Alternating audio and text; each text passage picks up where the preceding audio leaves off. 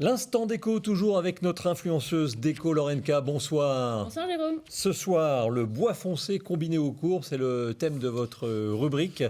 Alors, qu'est-ce que vous avez choisi pour mettre en valeur ce bois foncé ? Alors, je voulais vous parler du bois foncé parce que le bois foncé souffre un petit peu d'une mauvaise réputation. Mais oui, on pense souvent, vous savez, à ces vieux meubles en bois que l'on trouvait chez nos grands-parents, justement très foncés et très rustiques.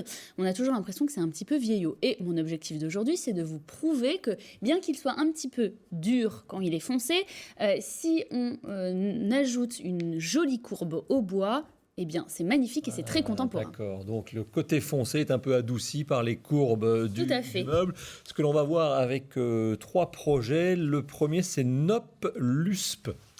Oui, je pense que vous le prononcez parfaitement bien. Je ne le dirai pas, je vous laisserai. Alors ici, le bois foncé vient réaliser une courbe, notamment pour s'intégrer à une table de cuisine entièrement dessinée sur mesure. Alors, ce que j'aime beaucoup dans cette réalisation, c'est l'équilibre entre modernité et tradition.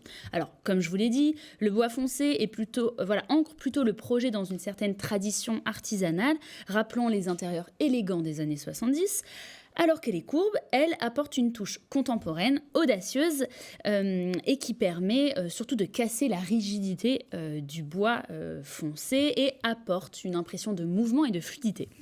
Ce mélange crée une esthétique intemporelle qui ne se démodera sûrement pas.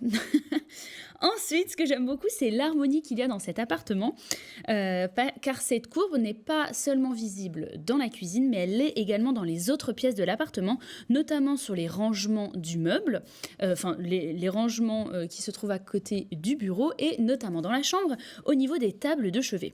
Ça crée ainsi une cohérence visuelle forte, une identité également décorative globale pour l'appartement, et tout cela dans la douceur et l'intemporalité. Dans les images, on est presque dans un mobilier de bateau, parfois, avec ces cours, et notamment dans la cuisine. Oui. Le deuxième projet, décidément, vous m'en voulez, cela s'appelle 3XL Architecti. Oui, et je ne le répéterai pas.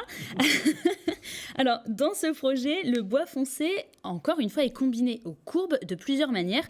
Alors, je pense que, d'ailleurs, c'est mon préféré. C'est vraiment très délicat, c'est juste un petit détail, mais on vient encadrer les encadrements de porte avec du bois foncé en courbe et en forme de vague.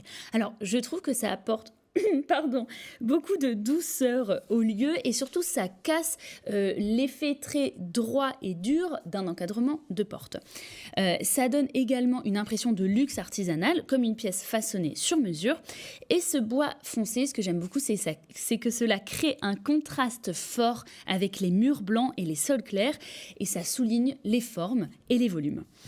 Ça permet également d'avoir un élément architectural fort dans sa décoration, pas besoin finalement d'avoir des meubles et des couleurs extravagantes, juste quelques petits détails qui ont du caractère et ça change toute l'ambiance de votre pièce. Une identité forte donc grâce à ces petites touches de bois foncé. Le troisième et dernier studio, là aussi vous m'en voulez beaucoup, donc c'est Takaprakonia. Tout à fait. Alors, vous ne le répétez pas non plus. Non plus. Alors, ce dernier projet nous montre que le bois, associé aux courbes et aux couleurs des années 70, encore une fois, c'est le combo gagnant.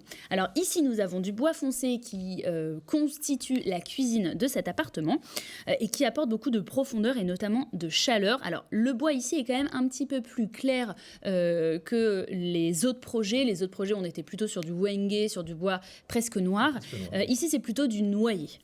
Alors, nous avons dans cette cuisine une ambiance années 70 avec un côté nostalgique et vintage, mais qui reste vraiment actuel grâce justement à ces lignes épurées, à ces courbes qui sont vraiment dans l'air du temps.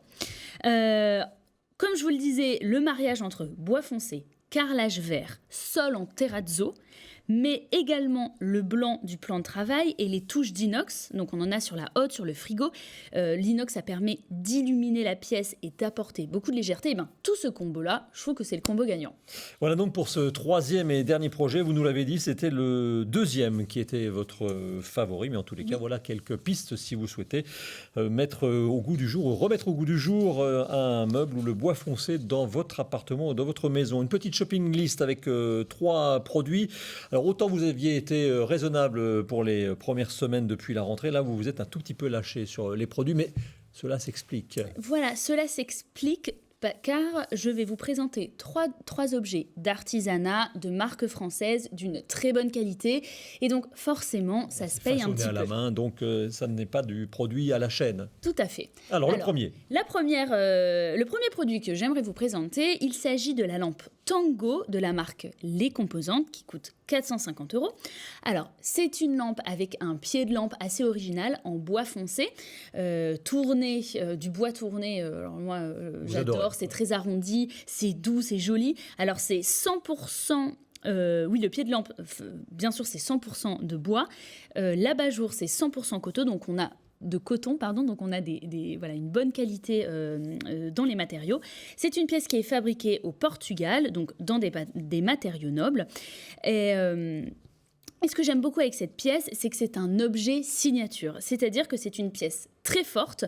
On n'a pas besoin, encore une fois, d'avoir des choses extravagantes. Seulement une pièce forte qui attire l'œil et qui dégage une très belle ambiance pour tout le reste de la pièce. Ce qui est original d'ailleurs, c'est cet abat-jour un peu monté presque à l'envers, c'est-à-dire que voilà, on n'est pas dans la forme habituelle.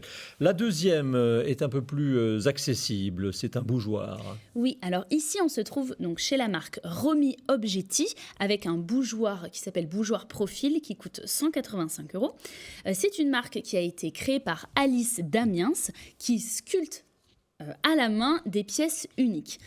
Alors ici on a un essence de wenge, donc le wenge c'est du bois qui est très foncé et ce que je trouve vraiment fabuleux c'est que ce bougeoir lorsqu'on le regarde on a deux profils qui se dessinent. Je trouve que c'est vraiment poétique, c'est design, c'est magnifique, c'est délicat, c'est fait à la main, c'est fou. Je vous ai également mis une autre photo d'un autre bougeoir dans un style un petit peu différent.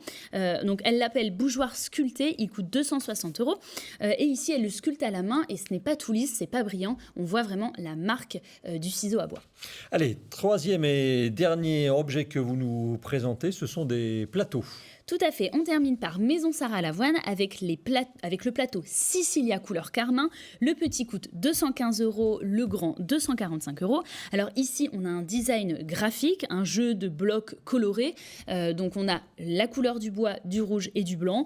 Je trouve que c'est assez joli. Ça a permis d'apporter en fait un petit peu de couleur, mais de manière très délicate. On a également une finition soignée, c'est du bois laqué qui brille, donc on a vraiment un objet haut de gamme dans les mains. Voilà, pour les réceptions chez l'ambassadeur ou bien chez Laurenka, prenez le plateau Sicilia Carmin de chez MSL, Maison Sarah Lavoine. Merci beaucoup Laurenka pour toutes ces propositions déco. On se retrouve la semaine prochaine avec vous. Pour le moment, l'information continue sur Moselle TV.